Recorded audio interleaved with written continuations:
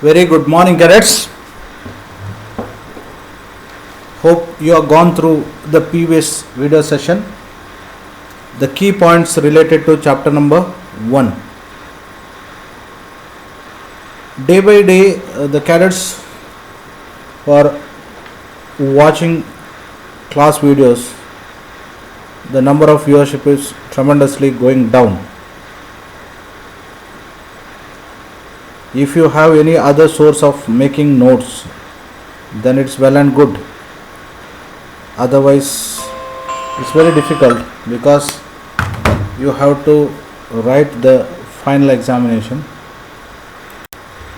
So if you have any other source of learning, then that is well and good. Otherwise, please depend on the previous videos and notes for the revision of syllabus. First, let us complete the revision of history part, then we will proceed to the civics part. So last few video sessions, the key points related to chapter number 1 and completed of chapter number 10, 8, 9, 7, 6. Emergence of various new dynasties started in this particular chapter only. So you have to recall the important dynasties which emerged during the medieval Indian history or during this 1000 years. So today let us take up the revision of New Kings and Kingdoms, chapter number 2 of history. Several major ruling dynasties emerged in different parts of the subcontinent between 7th and 12th century. So between 7th and 12th century, several new dynasties emerged in the subcontinent between 7th and 12th century. By 7th century, there were big landlords or warrior chiefs in different regions of the subcontinent.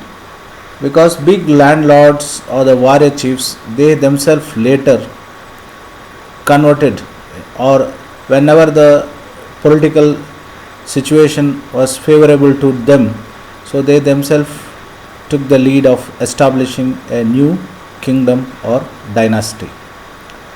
So the big landlords or the warrior chiefs in a different region of the subcontinent.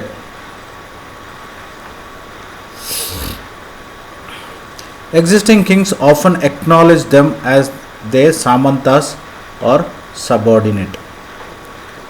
When we discussed this particular chapter in detail in our regular video sessions, we discussed about the titles like Samanta, Mandaleshwara, Mahamandaleshwara, Rajahadi Raja.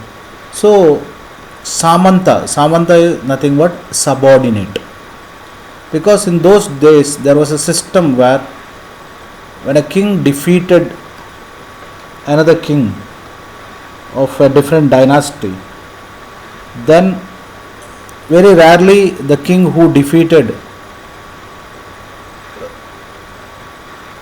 accepted or continued to rule.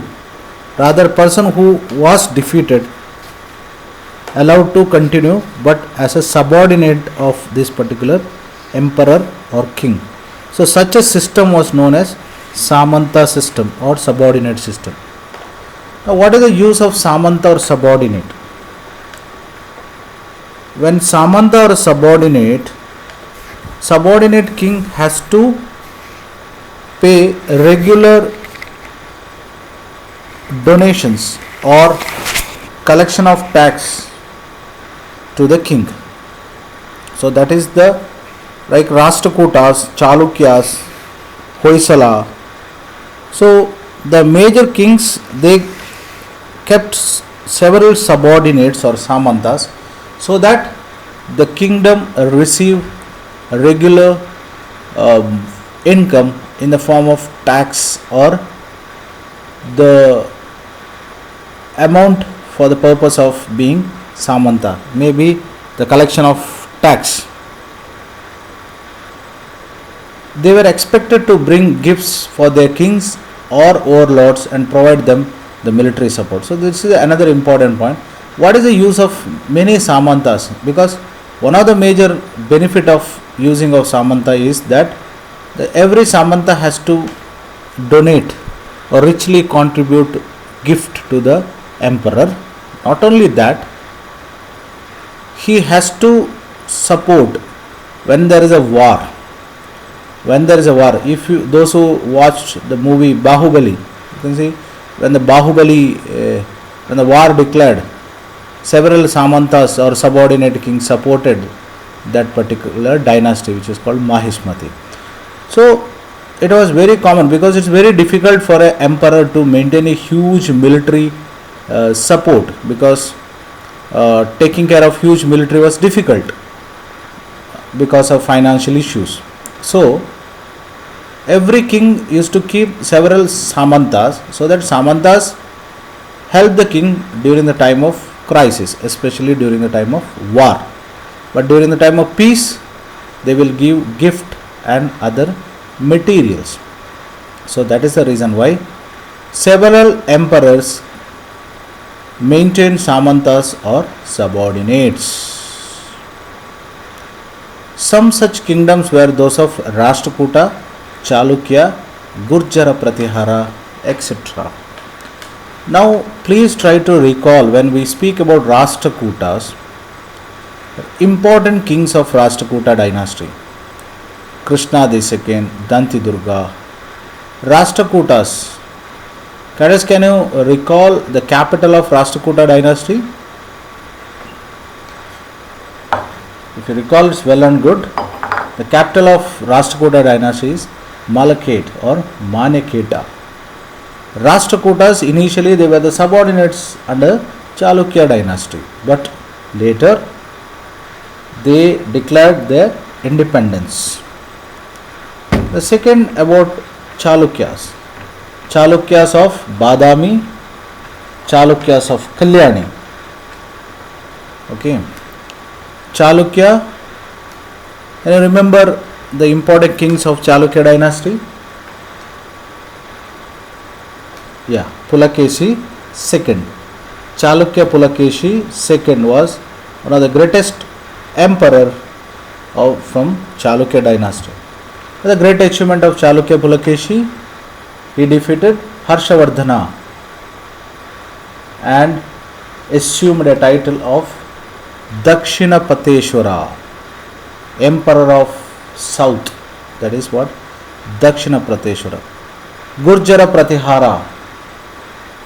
Gurjara Pratihara. Can you remember or recall the capital of Gurjara Pratihara, Chalukya and Rashtrakuta? So when I am explaining all these things, please try to recall what you studied in the regular video session.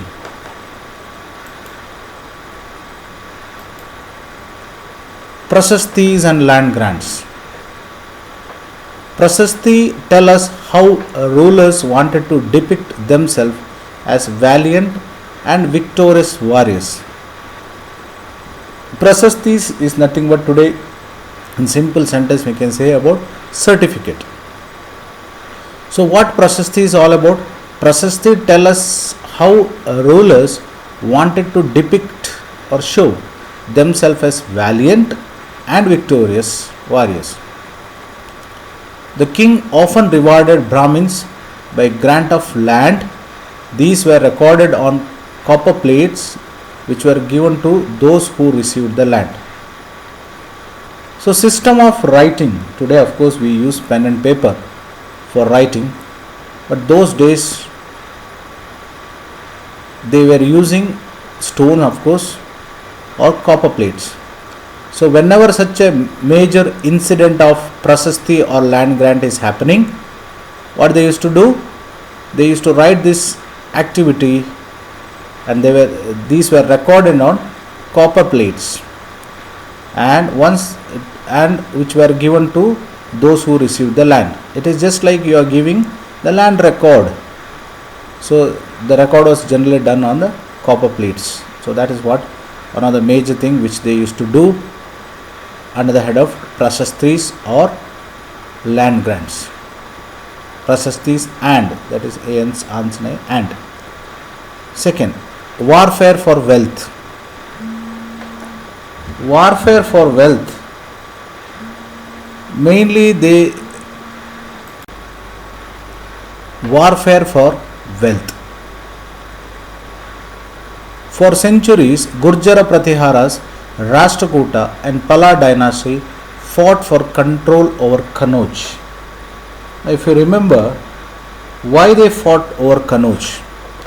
Because those days Kannauj was one of the most rich terrain or land because of the water facility available in that particular place.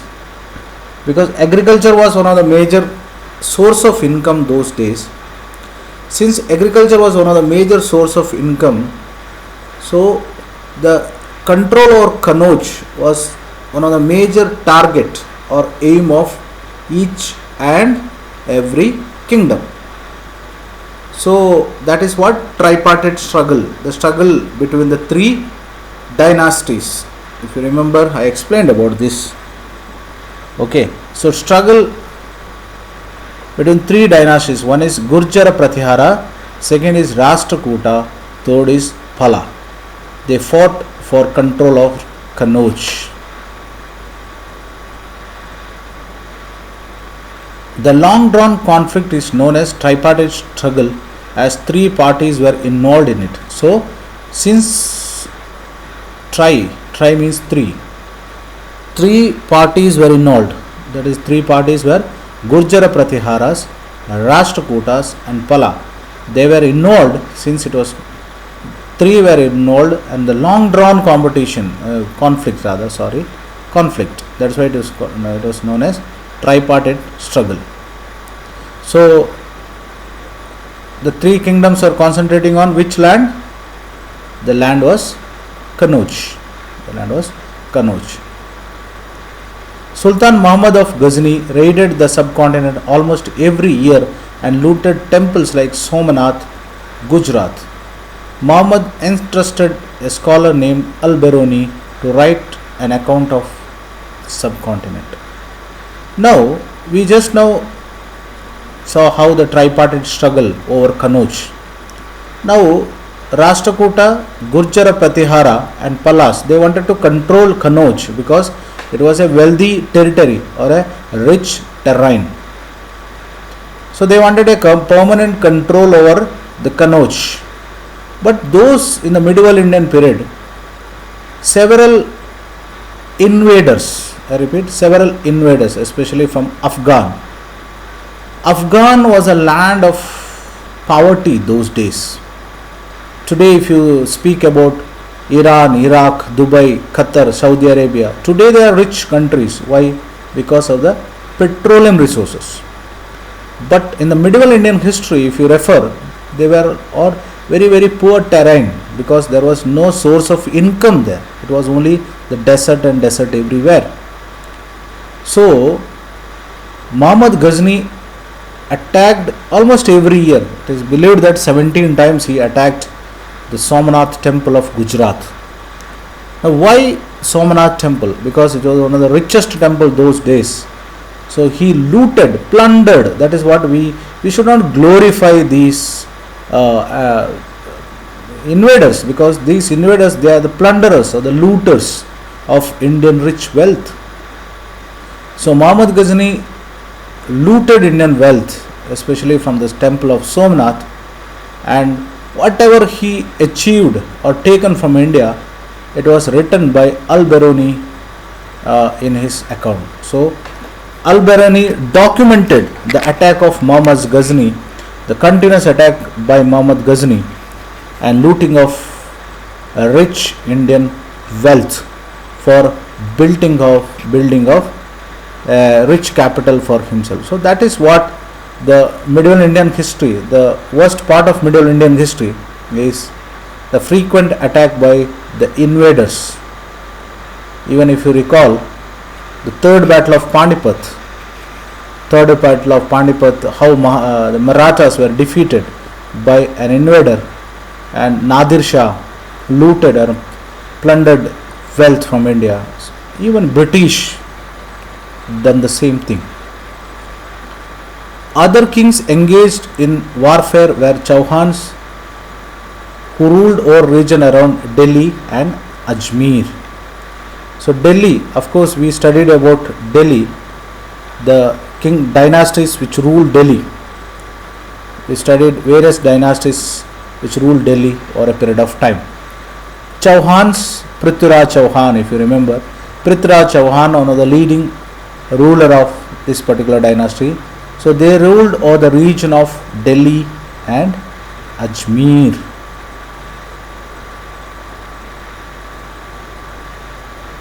Okay. Chauhans were engaged in conflict with Chalukyas of Gujarat and Gandhawalas of western Uttar Pradesh. Prithviraj Chauhan was popular Chauhan ruler who defeated Afghan ruler Muhammad Ghori in 1191. So Prithviraj Chauhan, known for his bravery, defeated Afghan invader, plunderer Muhammad Ghori in 1191, but lost to Muhammad Ghori in 1192. So please try to remember, tripartite struggle is very, very important. Names of Muhammad Ghazni, Muhammad Ghori, Nadir Shah, Ahmad Shah Abdali, they are invaders who attacked India, and dynasties like Chalukya, Rashtrakuta, Pala, Chauhans. So please remember the dynasties, because it's very important topics of this particular chapter.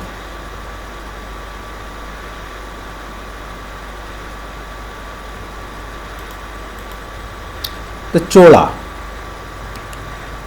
Cholas were from a small family of Uriyur. The successors of Vijayalaya conquered neighboring regions and the kingdoms grew in size and power. So Chola kingdom grew in size and power. Rajaraja I was considered as the most powerful Chola ruler and expanded control over most of these areas. His son Rajendra conquered Sri Lanka and countries of Southeast Asia. Cholas were big temple builders. The two famous temples were Tanjavur and Gangaikonda Cholapuram. Can you remember Gangaikonda, who renamed or shifted his capital city to Gangaikonda Cholapuram? After which battle the Gangaikonda Cholapuram was established? Can you remember the name of the famous temple of Tanjavur? Okay, because we studied in detail about Chola kingdom and the builders, especially bronze architect or the bronze metal belongs to the Chola dynasty. Agriculture was well developed along with the various methods of irrigation. So irrigation, of course, one of the oldest dam, I shown you video also, it belongs to the Chola dynasty. Settlement of peasants called Ur became prosperous with the spread of irrigation and in agriculture. The village council and the Nadu performed several administrative functions. Association of traders known as Nagarams also performed administrative function in town. Inscriptions also mention about Sabha. The Sabha had a separate committee to look after irrigation works, garden, temples, etc.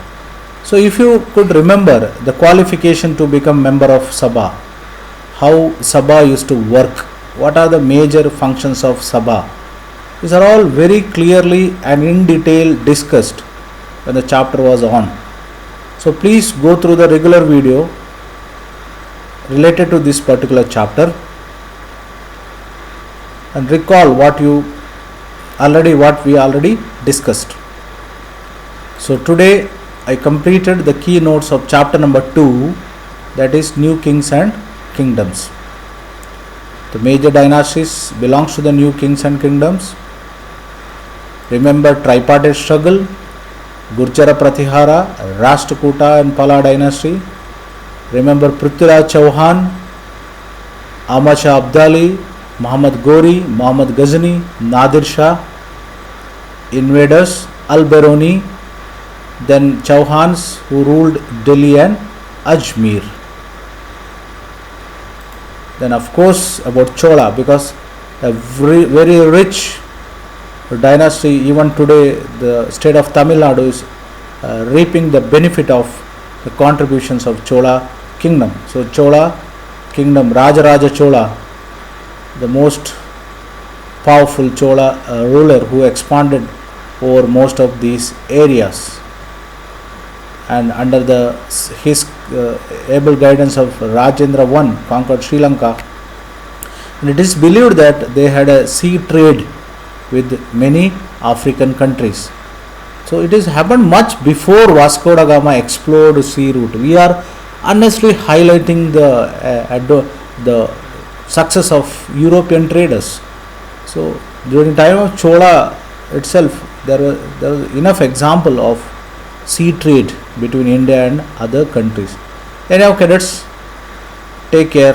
Please write on the notes. Wish you a wonderful day. Thank you very much.